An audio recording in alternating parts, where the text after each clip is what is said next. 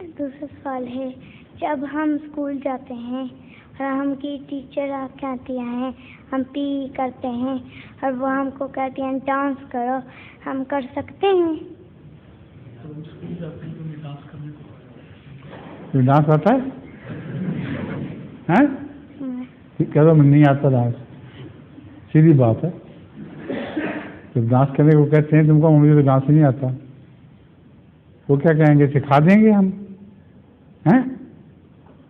यही कहेंगे ना, हम सिखा देते हैं तुमको, मुझे नफरत है, मैं नहीं करूँगा डांस, मैं करूँगा ना सीखूँगा।